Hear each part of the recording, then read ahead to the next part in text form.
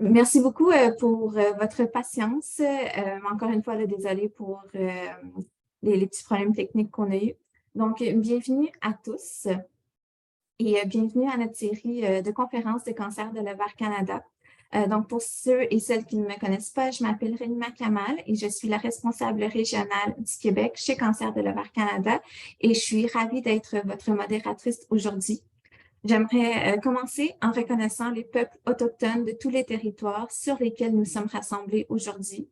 Même si nous sommes réunis virtuellement, prenons un moment pour apprécier l'importance des territoires où nous vivons et pour réitérer notre engagement et notre responsabilité à améliorer les relations entre les nations ainsi que notre propre compréhension des peuples autochtones et de leur culture.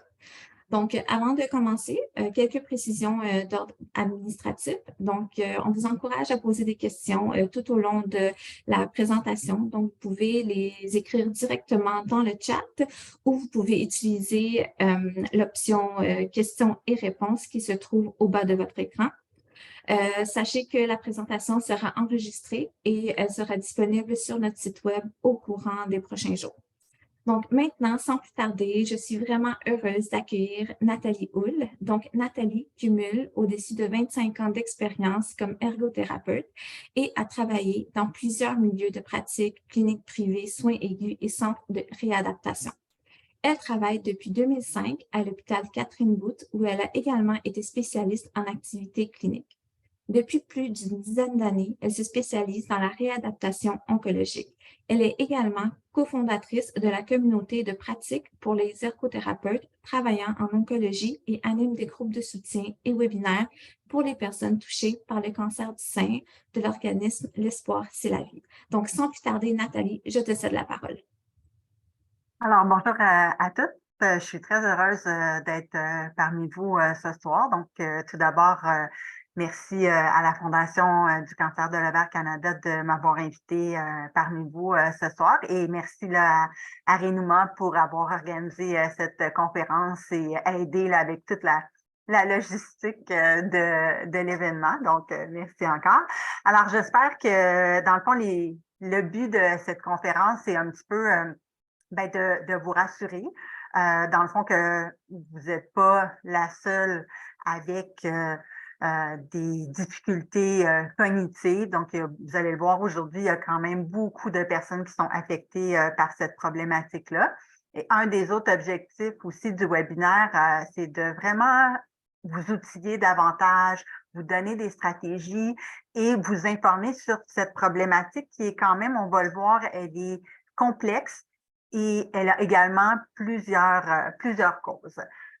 Alors, quand je fais des webinaires, généralement, je suis toujours un petit peu ambitieuse, c'est-à-dire que j'ai toujours beaucoup d'informations. Je veux en partager le plus possible avec vous, surtout que, en fait, je dirais le brouillard cognitif, c'est un sujet qu'il n'y a pas tellement d'informations sur le sujet. Donc, je veux vraiment vous en donner le plus possible. Alors, ça, c'est un petit peu les sujets que je vais aborder avec vous aujourd'hui. On va commencer vraiment par définir ensemble qu'est-ce que c'est le brouillard cognitif. C'est quoi les symptômes? Comment ça se répercute dans le quotidien? On va aussi regarder là, à quel point il y a beaucoup de facteurs qui peuvent contribuer au brouillard cognitif. Et ensuite, on va vraiment faire un survol des stratégies, dans le fond, qui pourraient vous aider à vraiment vous adapter au brouillard cérébral et cognitif. Alors, c'est sûr qu'il va y avoir une période de questions à la fin, mais n'hésitez pas là, tout au long du webinaire, si vous avez des questions, puis les envoyer via le chat. Et Renuma pourra me faire signe s'il y a des questions là, de votre côté. Et malgré que ce soit une présentation virtuelle, on essaie quand même de rendre ça le plus interactif possible. Donc, on va solliciter votre participation là, tout au long de la séance aujourd'hui. On va vous poser des petites questions et on vous encourage à répondre en grand nombre, évidemment. Et soyez assurés aussi que les questions que vous nous fournirez vont rester confidentielles. Alors, dans le fond, on va commencer par la première question à réponse. Vous allez voir que le choix de réponse, c'est relativement facile. En général, c'est oui ou non. Alors, la première question, c'est vraiment, on vous invite à répondre évidemment là, via le Zoom. Connaissez-vous l'ergothérapie?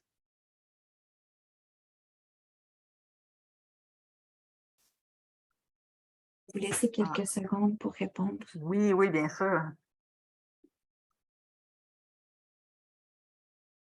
Alors, ben, je suis quand même agréablement surprise. Je vous dirais que quand je donne des webinaires, en général, la plupart des gens connaissent moins l'ergothérapie, mais là, je vois qu'aujourd'hui, il y a une majorité de 59% qui connaissent l'ergothérapie. Alors, ça me fait très plaisir. En fait, l'ergothérapeute, on est des professionnels de la réadaptation, puis nous, on est un peu les spécialistes des occupations, des activités, puis de la résolution de problèmes. Fait que dans le fond, ce qu'on fait, c'est qu'on regarde un petit peu pourquoi une personne a de la difficulté à faire les activités qu'elle doit faire ou elle veut faire dans son quotidien. On regarde est-ce que c'est des difficultés d'ordre physique, d'ordre cognitif, etc., qui sont un défi pour elle ou lui. Puis, dans le fond, on établit un plan de traitement, puis on essaie de trouver des stratégies pour permettre à la personne de retrouver son autonomie, sa qualité de vie et de reprendre les activités qu'elle doit et souhaite continuer à faire. Donc, ça résume un petit peu là, qu'est-ce que c'est l'ergothérapie. Donc, merci d'avoir répondu à cette question. Ça me rend très heureuse de voir que l'ergothérapie commence à être plus connue. Alors, dans le fond, le brouillard cérébral, avant, on appelait ça plutôt, c'est encore un peu, vous allez entendre encore comment ces termes-là, chemobrain, chemofog, cerveau-chimio, le plus du côté de la France, parce qu'au départ, c'était une problématique qui avait été plus identifiée par les patientes qui étaient suivies pour un cancer du sein. Initialement, c'était vraiment associé plus à la chimiothérapie. Et là, il y a eu des études supplémentaires qui ont été faites. Et là, ils ont réalisé, tu sais, attendons un peu, là, on voit qu'il y a des personnes qui ont des plaintes de problèmes cognitifs, même avant d'avoir eu leur chirurgie ou d'avoir commencé les traitements. Puis, il y a aussi des gens qui ont des difficultés au niveau cognitif, mais ils n'ont pas eu de chimiothérapie. Ils ont eu juste une chirurgie et de la radiothérapie, de l'hormonothérapie et d'autres sortes de traitements, mais ils n'ont pas eu de chimiothérapie. Alors là, il y a eu de plus en plus de questionnements, de plus en plus de recherches. Et là, ils ont réalisé, en fait, les difficultés cognitives ne sont pas seulement reliées juste à la chimiothérapie. Il y a beaucoup d'autres causes qu'on va voir évidemment là, dans les prochaines diapos. Donc maintenant, les termes qui sont plus utilisés pour définir cette problématique-là, on parle plus de brouillard cognitif, brouillard cérébral, de troubles cognitifs légers reliés au cancer ou de dysfonction cognitive reliées au cancer et au traitement.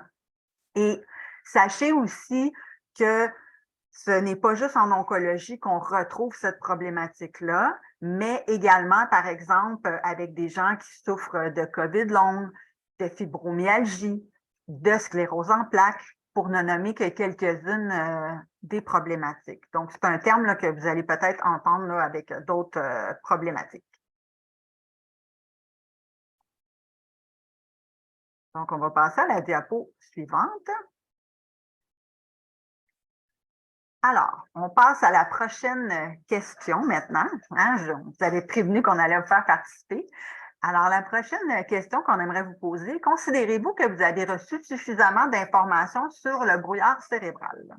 Donc, j'attends vos réponses, mais généralement, moi, ça fait plusieurs années là, que j'anime des groupes de soutien.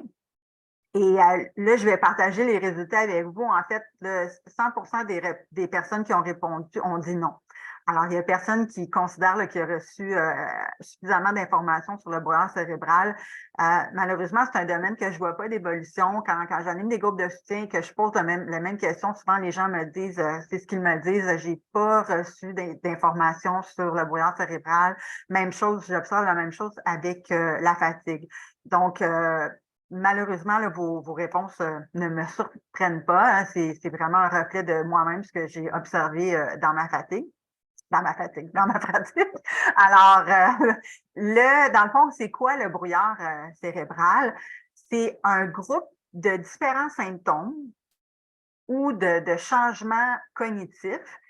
Et ce qui est important à retenir, c'est que ça peut survenir à tout moment pendant le parcours de soins. Donc, il y a des gens qui vont en faire l'expérience au moment de recevoir leur diagnostic ou un peu après le diagnostic, avant même d'avoir eu leur chirurgie ou d'avoir commencé la chimio. Il y en a qui vont ressentir ce genre de difficulté-là quand ils commencent les traitements, par exemple la chimio. Et il y en a aussi qui vont être affectés par une dysfonction cognitive après, après la chirurgie, puis après que la majorité des traitements aient été complétés. Donc, ça peut survenir à tout moment. Il n'y a pas vraiment de façon qu'on peut prédire ça. Puis l'autre élément que je considère important de partager avec vous ce soir, c'est que c'est un vrai symptôme. Ça existe véritablement parce que souvent les gens ils se demandent qu'est-ce qui leur arrive, surtout qu'ils n'ont pas reçu suffisamment d'informations. Puis c'est vraiment une problématique qui est sous-diagnostiquée, sous-traitée, que les gens ne reçoivent pas assez d'informations. Et c'est un peu un handicap, ça se voit pas. C'est un peu invisible. Donc, c'est vraiment quelque chose qui est difficile à comprendre là, pour les proches. Puis, c'est pour ça aussi que je suis toujours contente quand il y a des proches aidants qui participent au webinaire parce que je pense que c'est vraiment important qu'il y ait davantage d'informations qui soient comme véhiculées là, partout sur le brouillard cérébral pour que tout le monde un petit peu là, soit mieux outillé. Et l'autre chose aussi, c'est que à ce stade-ci, il n'y a rien vraiment qui a été identifié comme pouvant prévenir l'apparition de difficultés cognitives. Donc, il n'y a rien pour les personnes là, qui sont dans leur parcours de soins là, présentement, il n'y a rien que vous auriez pu faire ou ne pas faire qui aurait prévenu l'apparition de difficultés cognitives. Donc, c'est vraiment important là, pour moi de partager ça avec vous.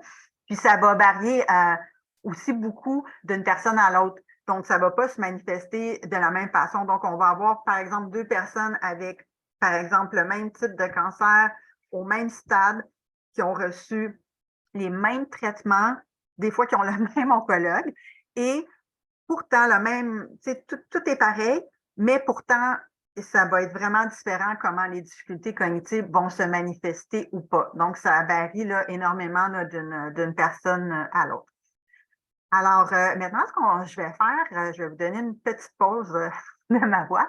Et ce qu'on va faire, c'est que on va, dans le fond, ce qu'on va faire, c'est je vais dans le fond passer en revue différents commentaires qui m'ont été partagés dans les dernières années là, dans les groupes de soutien là, auxquels j'ai participé sur comment les gens, dans le fond, sont affectés par la dysfonction cognitive.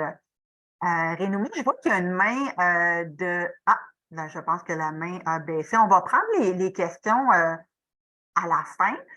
Mais par contre, si vous avez une question entre-temps, peut-être l'envoyer par le chat à ce moment-là. Alors, ce que je vais faire, c'est que je vais faire défiler les commentaires à l'écran. Donc, je vais demeurer silencieuse là, pendant 2-3 minutes et je vais faire défiler les commentaires qui m'ont été partagés dans les dernières années et peut-être que certaines d'entre vous là, vont se reconnaître à travers ces expériences-là.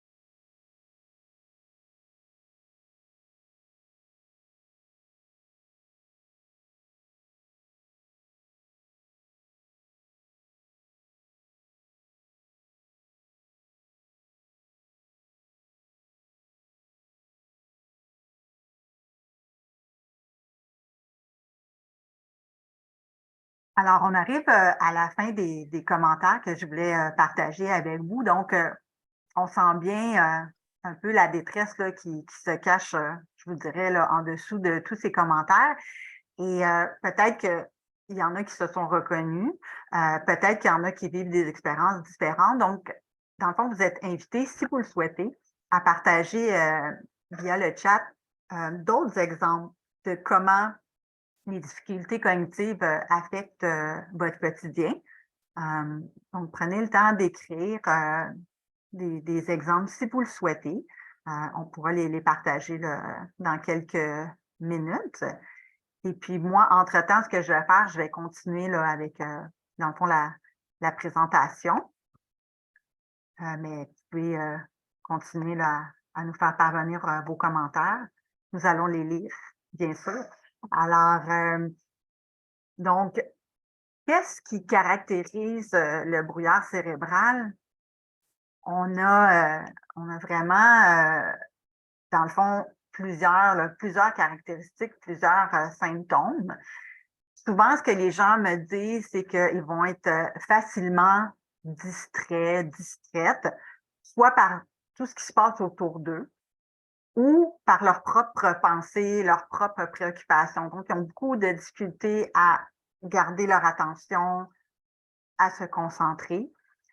Souvent, les gens vont me dire j'étais une personne tellement organisée avant, là, c'est tout moi qui organisais, qui planifiait les événements, c'est vraiment moi qui étais en charge de tout ça. Puis là, maintenant, là, je me sens tellement éparpillée, je me sens tellement désorganisée.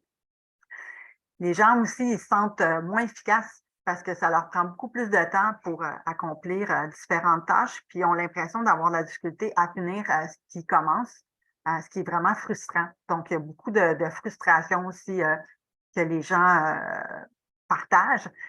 Tu sais, on parlait de lire, par exemple, bien souvent, c'est ça, les gens, des fois, vont lire le soir, puis là, le lendemain, ils vont revenir pour continuer le roman. Mais là, ils ne se rappellent plus de ce qu'ils ont lu la veille. Il faut qu'ils retournent en arrière là, pour relire une partie du chapitre. Et les problèmes de mémoire aussi, c'est vraiment très fréquemment rapporté. Donc, les gens oublient ils oublient des choses, par exemple, de prendre leurs médicaments s'ils n'ont pas un système pour les aider là, à s'en rappeler. Ils vont perdre des choses, plus se rappeler où ils ont mis certains objets de la vie courante comme des clés, par exemple. Il y a aussi des problèmes visuo-spatials. C'est un terme un petit peu compliqué, mais ça veut dire qu'on dirait qu'on perçoit moins bien où notre corps y est dans l'espace. Fait que souvent, il y a des gens qui vont me dire qu'ils vont se cogner partout. Puis ils vont avoir plus de difficultés à conduire, par exemple, tu sais, de faire les stationnements ou juste tourner, faire leur virage, c'est comme devenu plus difficile. Puis ce qui est fréquemment rapporté aussi, c'est que les gens vont avoir de la difficulté à trouver leurs mots. Ils ont le syndrome des mots sur le bout de la langue. Donc, ils savent ce qu'ils veulent dire, mais comme le mot, il n'est pas là, il revient comme beaucoup plus tard, là, quand la conversation est passée à d'autres choses. Puis généralement, tout prend plus de temps. Prendre des décisions, résoudre des problèmes, planifier. Tout ça, c'est vraiment plus laborieux.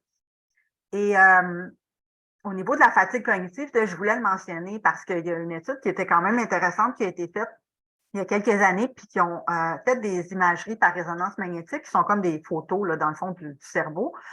Puis, on demandé, pendant la résonance magnétique, c'est ça, à des personnes de faire des tâches simples.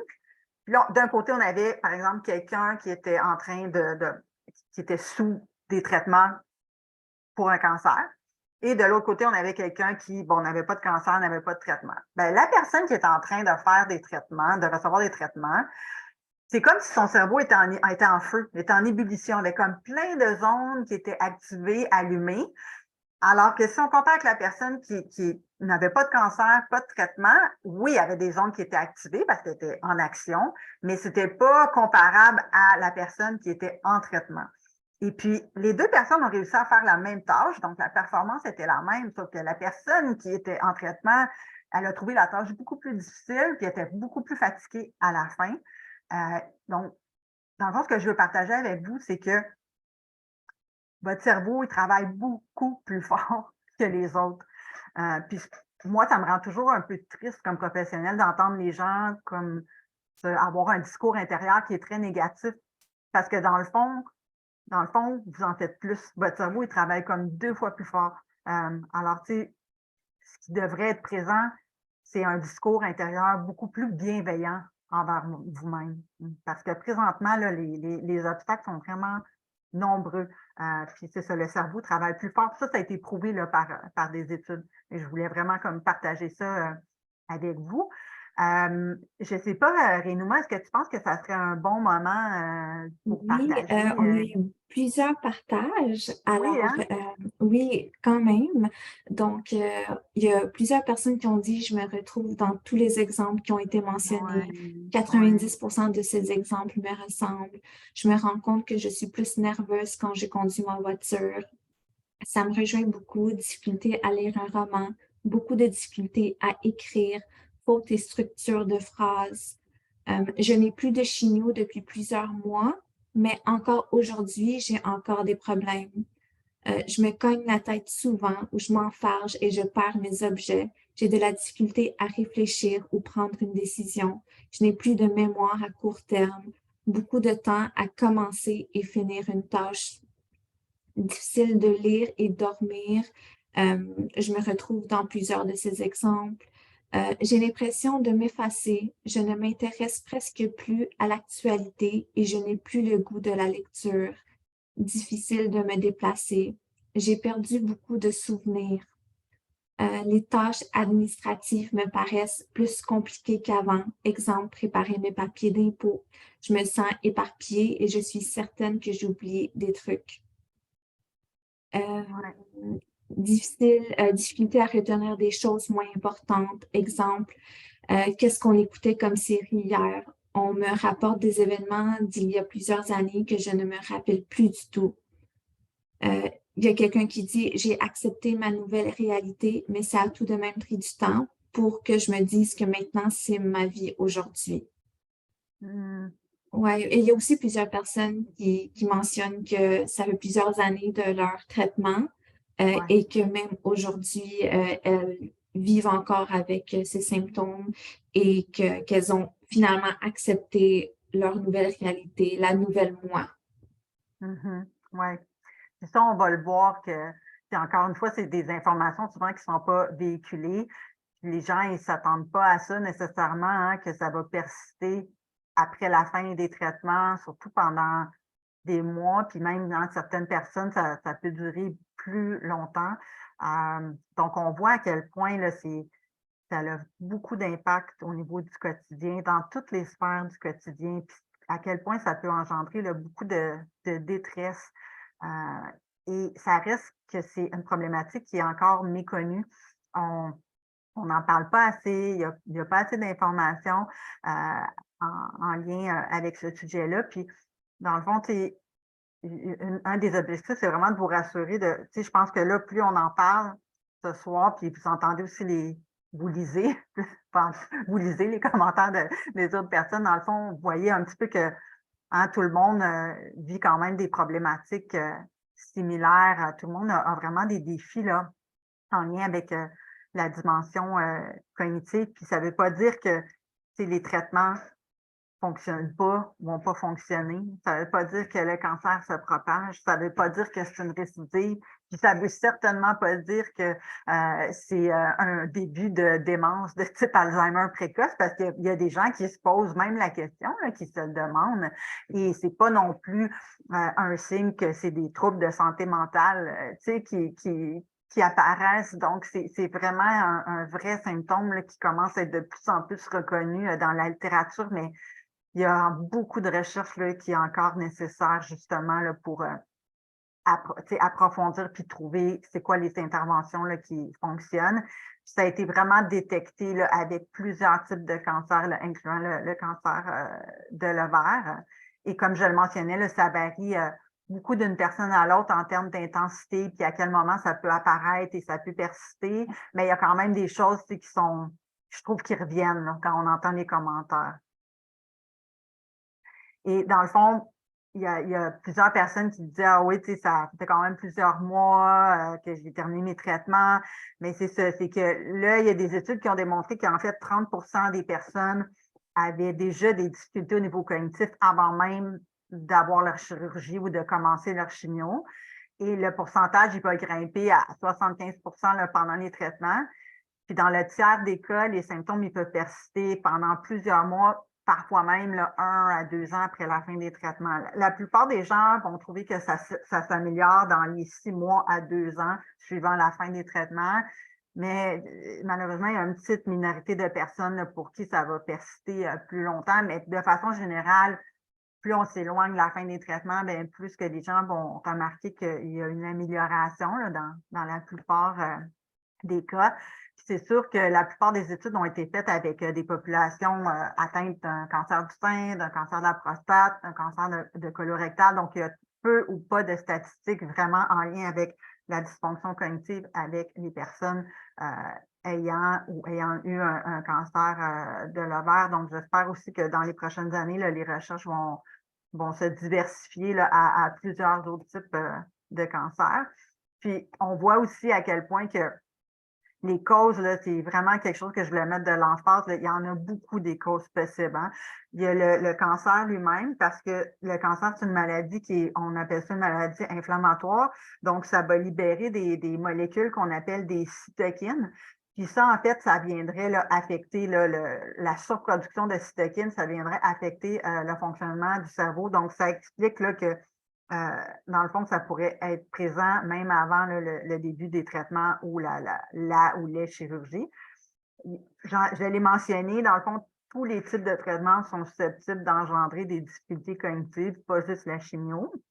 Et il y a un lien très étroit dans la littérature entre la fatigue, les problèmes de sommeil, la détresse, l'anxiété, puis les difficultés cognitives. Donc, tout ça est relié ensemble.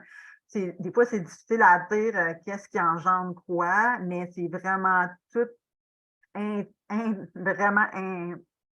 vraiment lié ensemble. Puis dès qu'on joue sur un facteur, qu'on trouve des solutions pour réduire un de ces symptômes-là, bien, automatiquement, ça va affecter, ça va diminuer la sévérité des autres symptômes. Il y a aussi plus qu'une personne, des fois, là, quand une personne va recevoir un diagnostic de cancer de l'ovaire, par exemple, ça se peut qu'elle a déjà aussi d'autres problèmes de santé qui possiblement sont aussi susceptibles d'engendrer des difficultés cognitives, par exemple. On sait aussi qu'il n'y a pas juste les traitements, là où les chirurgies qui font partie là, du plan pour le cancer de l'ovaire, il y a aussi une panoplie de médicaments aussi qui sont utilisés pour gérer d'autres symptômes causés par les traitements, comme par exemple la douleur, les nausées, etc. Donc, il y a certaines catégories de médicaments qui sont plus susceptibles d'avoir un impact là, sur la dimension cognitive, comme par exemple les analgésiques, les stéroïdes ou les médicaments là, contre les nausées. Donc, ça aussi, là, on rajoute encore une couche là, de causes possibles. Et on voit aussi que c'est vraiment difficile d'établir la cause parce que souvent, hein, vous le savez, pour traiter, par exemple, le cancer de l'ovaire, ben, c'est pas juste une chirurgie dans la majorité des cas ou un traitement, c'est souvent une ou des chirurgies avec un ou plusieurs traitements, donc chimio avant ou après la chirurgie, il peut y avoir de la radiothérapie, etc., etc. Puis là, il y a des médicaments. Fait que c'est impossible d'isoler juste comme l'opération ou la chimio pour savoir c'est quoi qui a le plus contribué à la dysfonction cognitive. Fait que c'est vraiment quelque chose pour les chercheurs, là, c'est un vrai casse-tête. Donc, c'est pour ça aussi qu'au niveau des recommandations, là, c'est difficile d'avoir quelque chose de clair. Puis, on sait aussi qu'il y a eu au niveau des traitements, là, particulièrement la chimio, il y a des effets observables au niveau du cerveau. Donc, il y a vraiment des changements qui ont été observés au niveau de la matière grise, de la substance blanche, etc. Donc, c'est vraiment des changements là, objectifs qui ont été observés. Et aussi, on n'en a pas beaucoup parlé jusqu'à présent, là, mais je l'ai senti dans vos commentaires, il y a toute la charge émotionnelle. À partir du moment que le diagnostic de cancer tombe, c'est comme un tsunami, c'est comme un peu un raz-de-marée qui renverse tout là, sur son passage. c'est vraiment une montagne russe d'émotions qui vont fluctuer en intensité, dépendamment un petit peu du parcours de chaque personne, mais il y a beaucoup de détresse, il y a beaucoup d'anxiété. Il y a des fois, il y a des gens qui ne sont pas nécessairement diagnostiqués avec une dépression majeure, mais il y a définitivement des symptômes qui peuvent s'apparenter à la dépression. Donc, ça aussi, ça va jouer sur la dimension cognitive. Il y a aussi des recherches qui sont en train d'émerger qui parlent qu'il y aurait peut-être des gens qui auraient une prédisposition génétique, mais là, il y a plus d'études qui sont nécessaires. C'est sûr que plus on avance en âge, plus on serait susceptible d'avoir des difficultés cognitives. Puis il y a aussi le concept, je ne donnerai pas un cours au complet là-dessus, aujourd'hui, je vais vous épargner ça, mais il y a le concept de réserve cognitive. Ça veut dire qu'il y a des gens qui seraient plus capables de résister aux changements cognitifs. C'est comme si les autres parties du cerveau seraient comme plus capables de compenser les parties qui fonctionnent moins bien.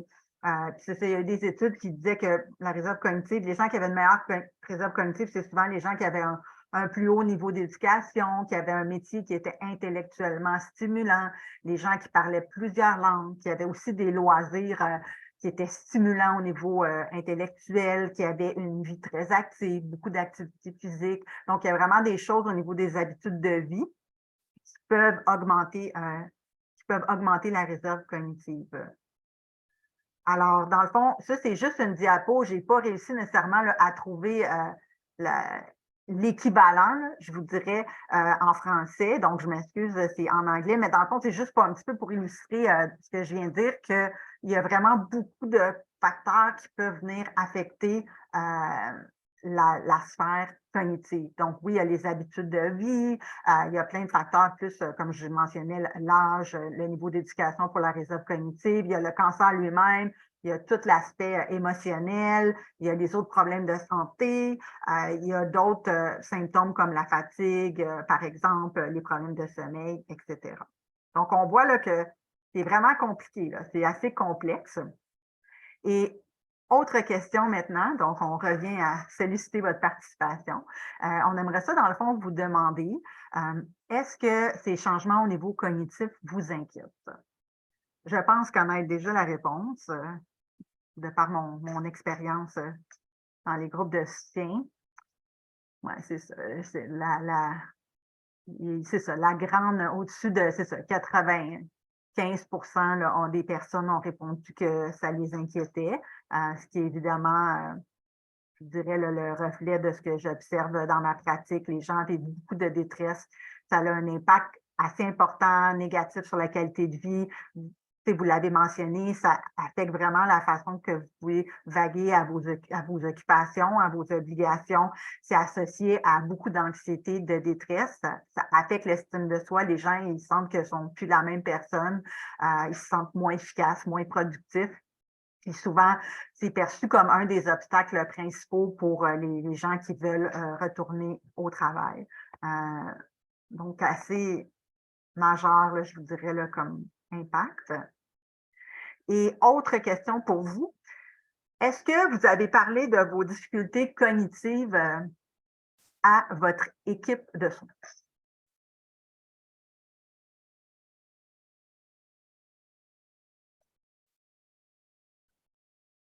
Oui, ben, je vous dirais, c'est ça, je dirais c'est moitié-moitié à date dans ce que je vois là, dans les réponses. Puis c'est ça.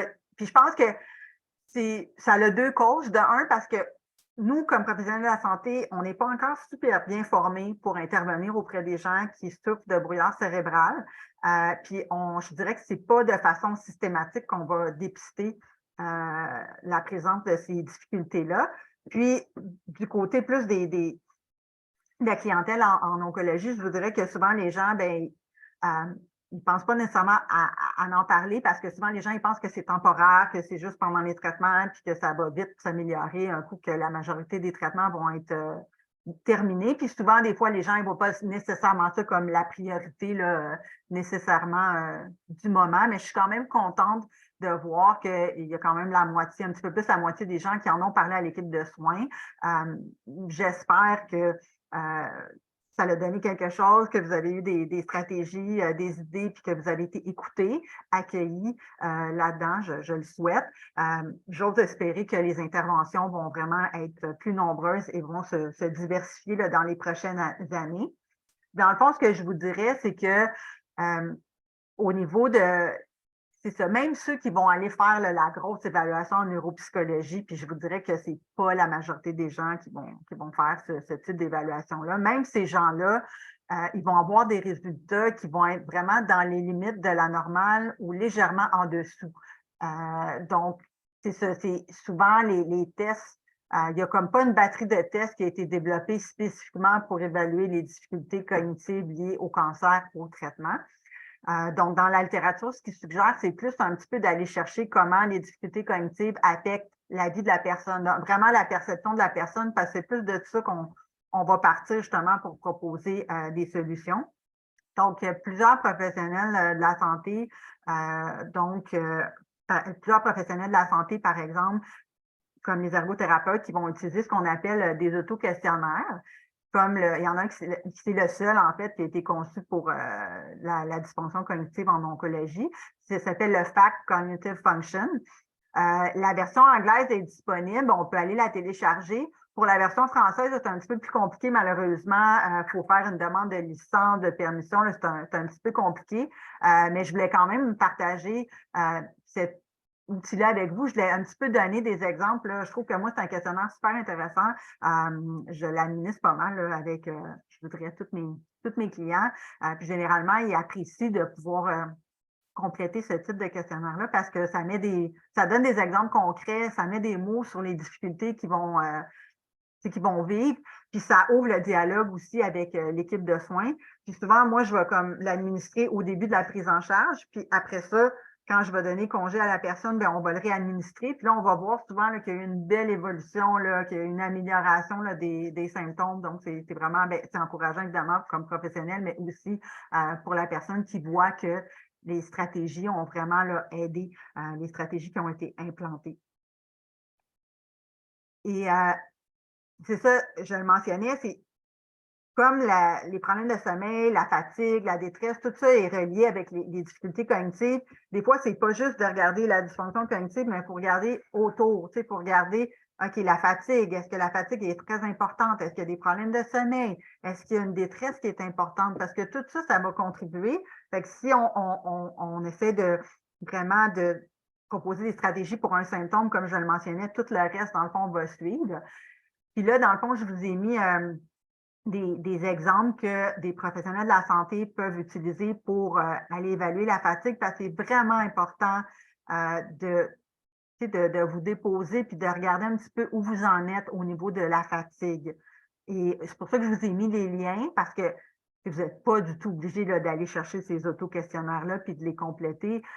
Mais ça peut être un point de départ pour essayer de mieux comprendre un petit peu le pattern de votre fatigue, puis d'ouvrir aussi le dialogue là, à votre équipe de soins. Fait que ça, c'est un petit peu des exemples de questions qu'on voit là, dans les différents auto-questionnaires. Comme je vous dis, ils ne sont peut-être disponibles libres d'accès sur Internet, mais il y en a qui le sont. Là. Il y a certains liens, là, comme la plupart des liens que je vous ai mis, là, vous pouvez tomber sur le questionnaire en français ou en anglais. Même chose aussi, il y a des questionnaires qui existent un petit peu pour regarder au niveau de l'anxiété ou des symptômes dépressifs ou des problèmes de sommeil. Donc, ceux-là sont facilement accessibles sur Internet. Puis, il y en a un peut-être que vous l'avez déjà complété. Ça s'appelle l'outil de dépistage de la détresse. C'est comme l'outil qui est le plus utilisé au Canada. Puis, ça permet de voir un petit peu c'est quoi le niveau de détresse, c'est quoi les différents problèmes que les personnes peuvent vivre, c'est quoi les préoccupations, puis c'est quoi les autres symptômes là, qui les affectent, puis qui pourraient contribuer aux problèmes cognitifs. Et on a évidemment le GAD-7 qui est plus pour regarder un petit peu s'il y a des problèmes au niveau de l'anxiété. On a le questionnaire sur la santé du patient qui est plus pour des symptômes, je dirais, dépressifs. Puis, on a l'index de sévérité de l'insomnie. Puis, je voulais juste vous dire de ces auto-questionnaires-là, ce n'est pas des outils qui vont vous permettre de diagnostiquer. Hein. Ce n'est pas fait pour un diagnostic. Les diagnostics, c'est vraiment réservé à l'équipe médicale. Mais ça va vous permettre de voir un petit peu c'est quoi les symptômes qui ont le plus d'ampleur, qui vous inquiètent le plus, qui, dans le fond, là, qui ont le plus d'impact au niveau de votre quotidien. Alors, donc, voici. Un petit peu, là, je vais partager avec vous ces questionnaires-là. Et puis, là, je vois défiler des questions sur le chat. On pourra en parler avec Renuma plus tard, mais il n'y a vraiment pas de problème là, pour avoir accès à la PowerPoint parce que j'ai mis beaucoup d'informations et de liens dedans, donc je comprends qu'il y en a qui aimeraient ça l'avoir, il n'y a pas de problème. Alors, autre question. On va procéder à la prochaine question. Donc, pour celles qui ont été affectées par des difficultés cognitives, est-ce que votre entourage, donc vos proches, votre famille, vos amis, ont remarqué ces changements?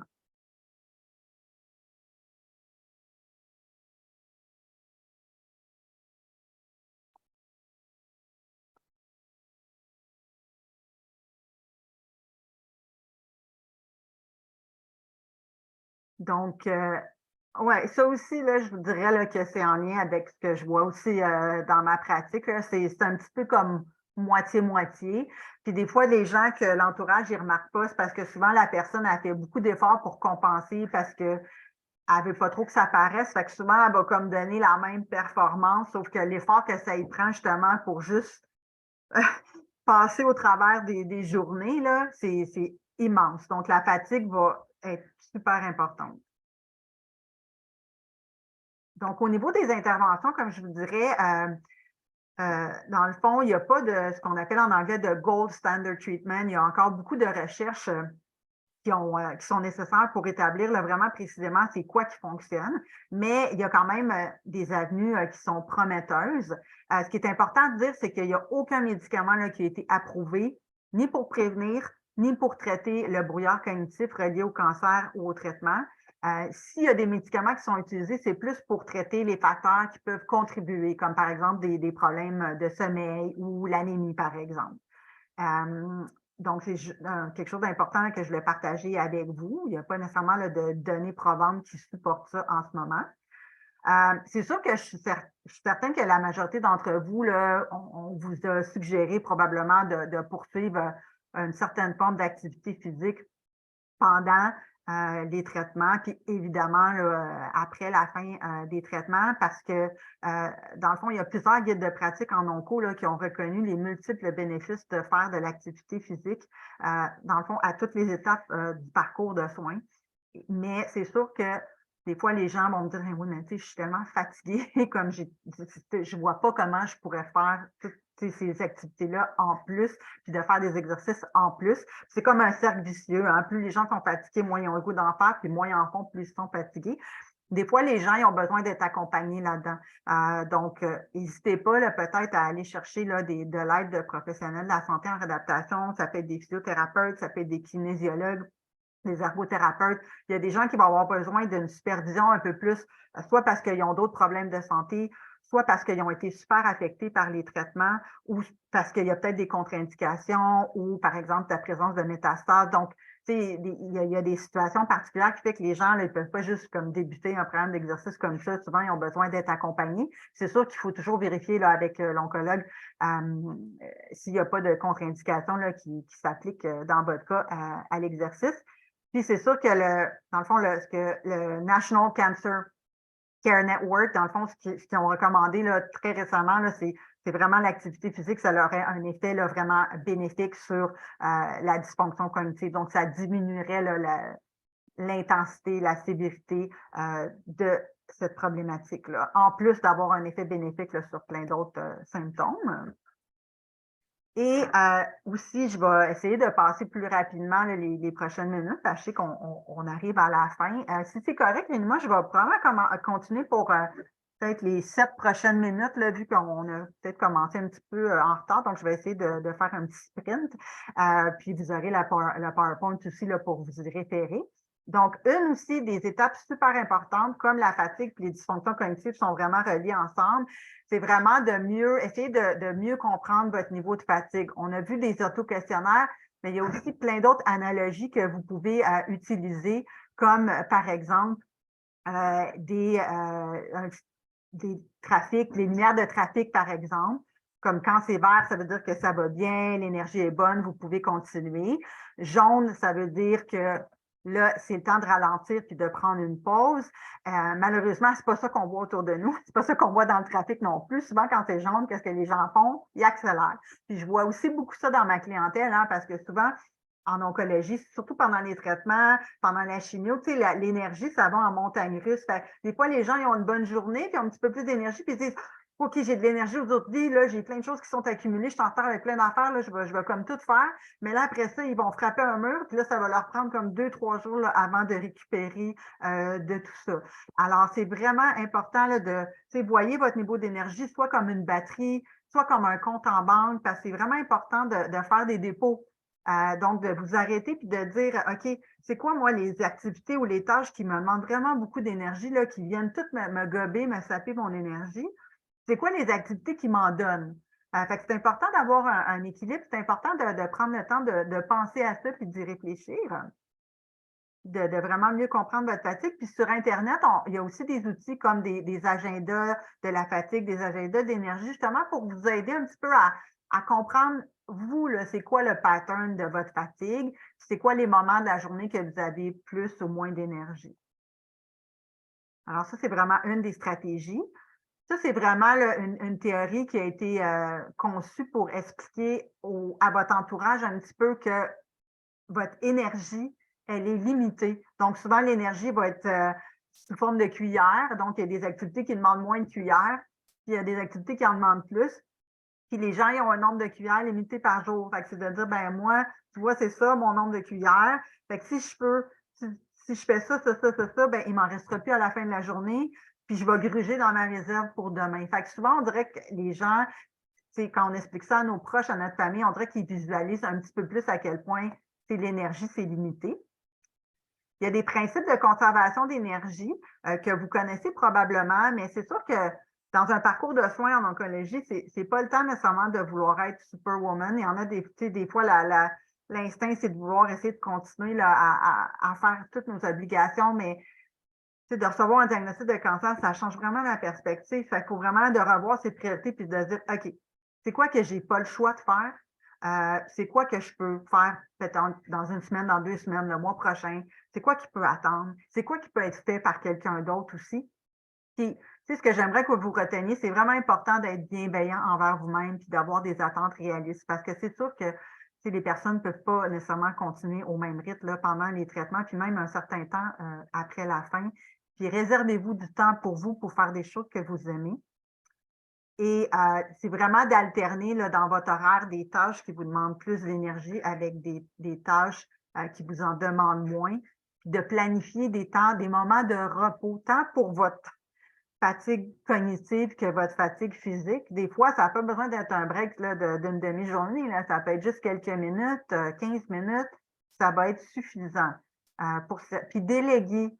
Les gens, ils veulent vous aider, mais des fois, ils ne savent pas comment. Fait que des fois, il faut comme être un peu plus directif, puis voir un petit peu c'est quoi les forces de chacun, puis avec quoi les gens peuvent nous aider. Des fois, c'est accompagner à des rendez-vous médicaux, des fois, c'est préparer des repas, etc. Donc, des fois, il faut comme les aiguiller un petit peu plus là, vers comment ils pourraient nous aider. Puis ça a été reconnu aussi que toutes ces activités-là avaient un effet là, positif sur la sphère cognitive. Donc, il y a beaucoup quand même d'applications, d'activités, de groupes de soutien qui proposent ce type d'activités-là. Donc, moi, je vous encouragerais à explorer là, ces différents médiums-là qui ont tous été reconnus. Cette diapo-là est quand même extrêmement bien faite sur les principes d'hygiène de sommeil. Donc, on pourra vous envoyer la PowerPoint après, puis vous pourrez le regarder ça à tête reposée. Dans le fond, la seule chose que je voulais mettre un petit peu d'emphase, c'est les siestes. Donc, vraiment, les siestes, pour qu'ils soient bénéfiques, il faut qu'ils soient courtes, donc idéalement moins qu'1 heure. Et dans le fond, il faudrait qu'ils soient terminées avant 3 heures l'après-midi parce que sinon, ça va nuire au sommeil nocturne. Tu sais, les principes d'hygiène de sommeil, là, il ne faut pas non plus les prendre à la lettre. S'il y en a que ça ne fonctionne pas pour vous, puis il y a des choses qui fonctionnent pour vous, tu sais, si vous prenez des longues siestes, mais que vous arrivez à super bien dormir la nuit pareil, puis que ça n'affecte pas votre sommeil de nuit, ben c'est correct, vous pouvez continuer comme ça, là, votre corps en a besoin, puis ça n'affecte pas votre sommeil pendant la nuit, ben, c'est correct. Donc, c'est vraiment de regarder un petit peu qu'est-ce qui fonctionne pour vous, là. Il n'y a pas de recette pour tout le monde qui est comme la même. Puis ça, c'est vraiment des stratégies additionnelles pour aider votre cerveau à compenser les difficultés. Donc, il y a plusieurs applications qui existent que vous pourrez, dans le fond, explorer si vous souhaitez.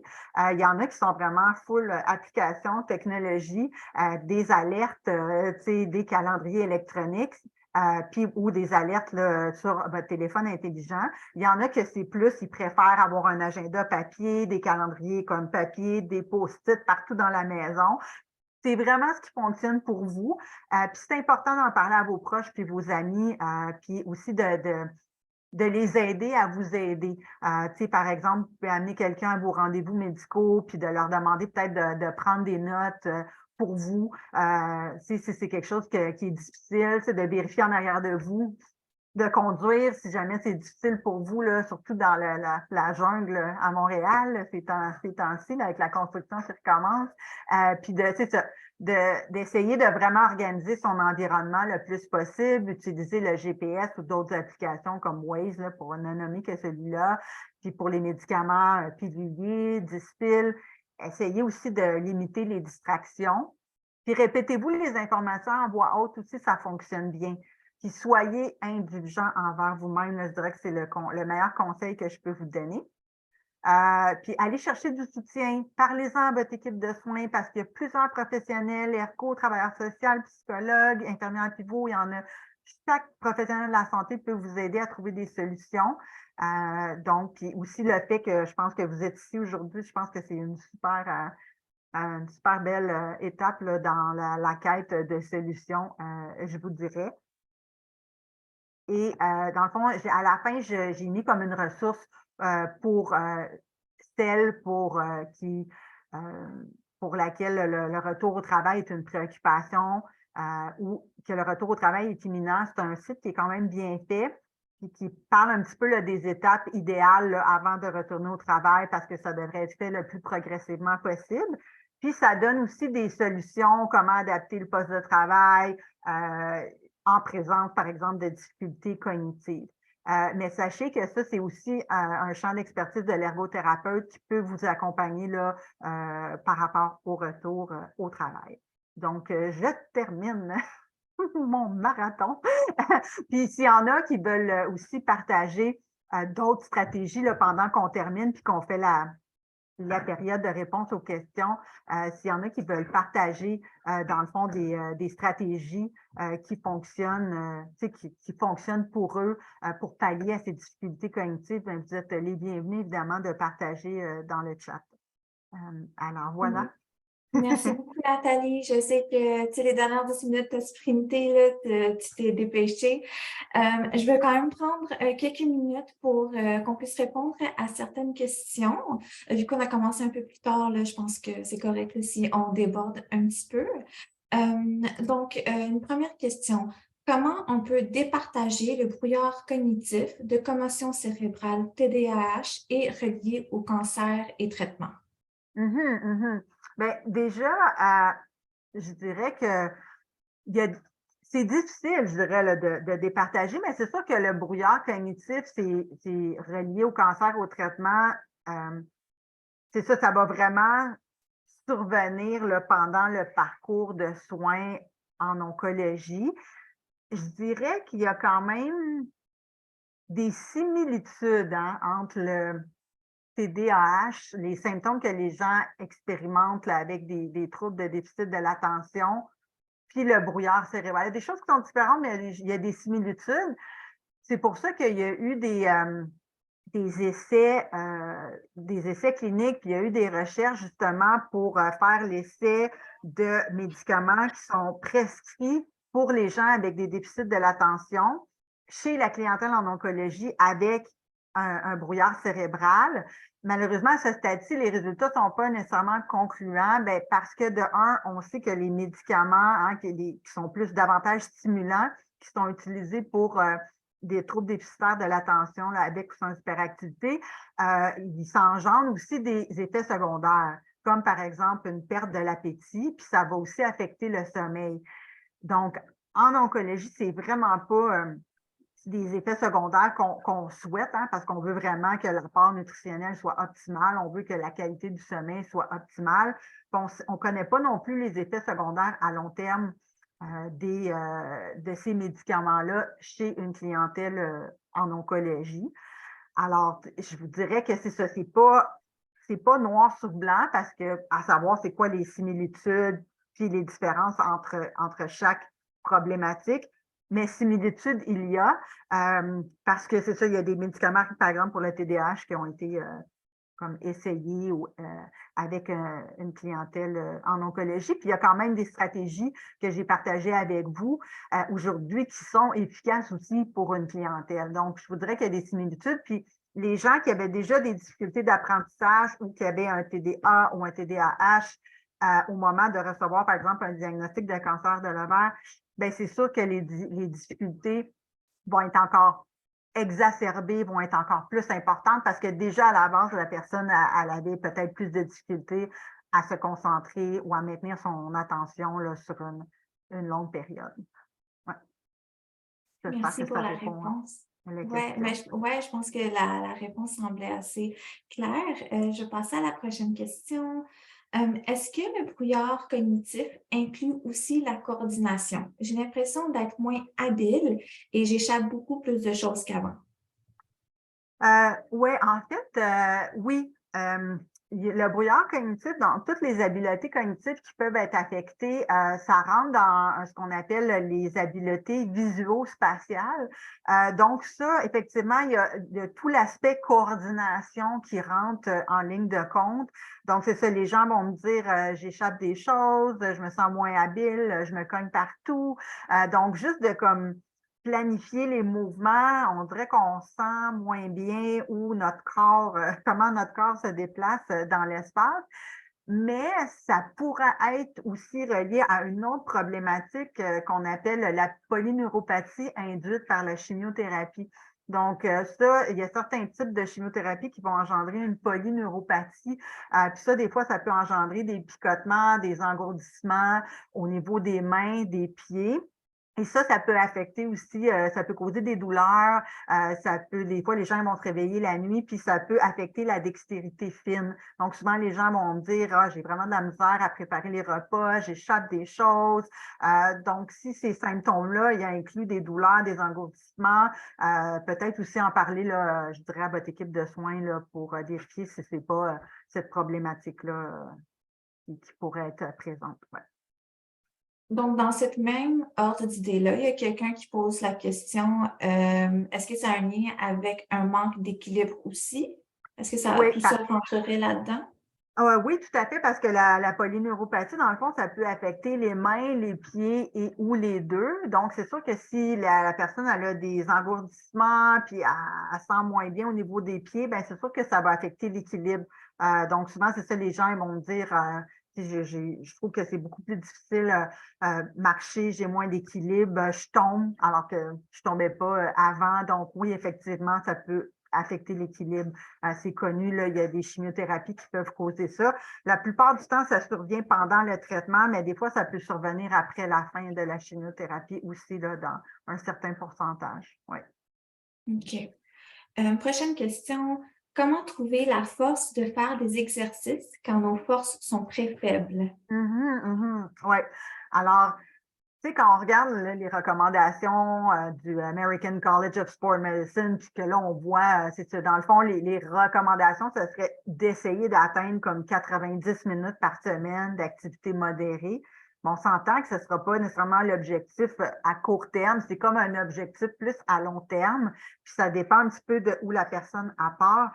Puis ça a été connu dans les études que même des petits blocs d'activité parsemé durant la journée, c'était aussi efficace. Donc, on peut faire un petit 5 minutes le matin, un petit 5 minutes l'après-midi, puis un petit 5 minutes le soir si c'est possible. Puis juste en faire un petit peu, ça va être déjà là, très bénéfique. Puis souvent, tu sais, les gens justement là, qui sont vraiment, qui sentent qu'ils n'ont pas beaucoup de force, qui sont affectés par les traitements, mais souvent, c'est ces gens-là que moi, je vais conseiller peut-être d'être accompagnés, peut-être de demander vérifier avec son équipe de soins s'il pourrait avoir accès soit à un physiothérapeute ou un kinésiologue ou un ergothérapeute pour peut-être aller faire évaluer un petit peu c'est quoi leur capacité actuelle, puis justement d'être accompagné pour comment faire la gradation d'un programme d'exercice pour que justement ça soit possible, même avec des forces limitées. Puis généralement, on voit les résultats quand même assez rapidement, même si on a l'impression qu'on part de loin. Oui. Merci. Il y a plusieurs personnes qui ont mentionné d'avoir une vision plus floue. Donc, est-ce que la vision ou une vision affaiblie serait liée au brouillard cognitif? Dans toutes les recherches, dans les études que j'ai consultées, j'ai pas vu de lien entre le brouillard cognitif puis la vision. Donc, moi, ce que je vous recommanderais de faire à ce moment-là, c'est peut-être d'en parler avec votre oncologue, votre équipe de soins, que vous avez remarqué des changements au niveau de la vision. C'est peut-être associé au traitement, mais généralement, quand on parle de brouillard cognitif et toutes les descriptions des différentes problématiques, généralement, ne vont pas inclure des changements au niveau de la vision. Fait que ça serait probablement relié à, je dirais, une autre problématique à ce moment-là. Ouais. OK, donc ça serait important que ces personnes-là en parlent avec leur équipe Oui, médicale. tout à fait. Oui. Ouais, je vais prendre, en fait, c'est pas vraiment une question, mais je trouvais le commentaire intéressant et je serais curieuse d'avoir ton avis là-dessus. Oui. Donc, par rapport au cancer des ovaires, les changements hormonaux n'aident pas. Donc, c'est ça, donc la personne, en fait, est en train de dire que les hormones amplifient les symptômes liés au brouillard cognitif. Oui, oui, oui. Il y a des études émergentes qui ont démontré qu'effectivement, l'hormonothérapie pouvait aussi affecter là, les fonctions cognitives parce que, dans le fond, les hormones, ils ont un rôle protecteur au niveau du cerveau, puis ils sont aussi responsables de la survie des neurones. Donc, quand on vient rajouter une hormonothérapie puis qu'on vient jouer là, dans le niveau d'hormones, ben ça va venir affecter le fonctionnement cognitif. Donc, c'est ça, il y a plus de recherches qui sont nécessaires pour vraiment bien comprendre le mécanisme de cause à effet des différents traitements comme l'hormonothérapie, les thérapies ciblées, l'immunothérapie. Mais ce qu'on sait là, dans les balbutiements de recherche qu'on voit par rapport à l'hormonothérapie, c'est qu'il commence à avoir des liens d'établis. Ouais. Puis j'ai vu une réponse intéressante aussi par rapport à la question sur la vision d'une des participantes qui disait mon onco m'a dit que parfois la chimiothérapie peut faire enfler la cornée et que ça pourrait prendre 3 mois à se résorber. Donc, c'est probablement associé à d'autres traitements comme la chimio, mais c'est mieux effectivement là, d'en parler là, à votre équipe puis en avoir le cœur net, effectivement. Ouais. Donc, voilà tout le temps qu'on a ce soir. Donc, pour finir, Nathalie, est-ce que tu aurais peut-être un mot de la fin ou tu voudrais dire quelque chose aux gens qui nous écoutent à la maison? Ben, merci. J'aurais tellement aimé voir vos visages et vous rencontrer virtuellement, mais c'est le format un peu là, dans cette ère. Alors, merci d'avoir participé à la séance d'aujourd'hui. Puis, j'ose espérer que vous avez, il y a beaucoup de matière, hein. Je pense que on aurait pu facilement passer toute la soirée ensemble, mais j'ose espérer que vous avez retiré là, des informations puis des stratégies qui seront utiles pour vous, puis que vous avez une meilleure compréhension là, de la problématique. Puis vraiment, là, comme je vous dis, là, le message à rapporter à la maison, c'est que c'est un vrai symptôme. Ça existe, c'est reconnu dans la littérature, puis vraiment, là, comme soyez bienveillant envers vous-même, soyez indulgent parce que votre cerveau travaille excessivement fort, je dirais, en ce moment. Donc, n'hésitez pas, là, je pense que c'est ça, Rinuma, qu'il y a des gens, certaines personnes qui aurait aimé avoir accès à la PowerPoint, donc je pourrais te l'envoyer à ce moment-là Oui, pour ça serait parfait. super. Alors, les gens qui souhaiteraient recevoir le PowerPoint, vous avez juste à m'écrire un petit courriel et je vais vous envoyer le PowerPoint avec plaisir. S'il y a de l'intérêt, peut-être on pourrait envisager pour une partie 2 plus en profondeur. Tu sais, je sais pas, Oui, je lance ça dans les airs, mais c'est sûr que tu sais, je lis les commentaires, puis tout le monde a trouvé ça super intéressant. Et comme tu dis, je pense que c'est un sujet qui malheureusement n'est pas assez abordé. Et donc, il faut prendre le temps justement d'en parler. Et 1 heure, c'est peut-être pas suffisant pour justement là, aller en profondeur et vraiment tu sais, comprendre ça. Mais je pense que ça a été 1 heure remplie d'informations, remplie de stratégies. Je sais, tu sais, moi, j'en ai appris beaucoup sur le sujet. Sachez que la présentation est enregistrée aussi. Donc, pour ceux et celles qui souhaitent réécouter la présentation, elle sera disponible sur notre site web dans les prochains jours. Encore une fois, un gros merci à Nathalie pour nous avoir parlé du brouillard cérébral, pour nous avoir partagé son expertise et ses conseils avec nous. Et je vous souhaite une bonne nuit à tous et à toutes. Et comme je vous ai dit, si vous avez des questions, des commentaires, vous pouvez toujours m'écrire et ça me fera plaisir d'y répondre. Donc, je vous souhaite une très belle nuit à toutes. Et voilà. merci beaucoup hein, pour vos commentaires. Là. Je vois tous vos commentaires dérouler dans le chat, donc ça me fait plaisir. Merci, bonne soirée à tout le monde. Au revoir.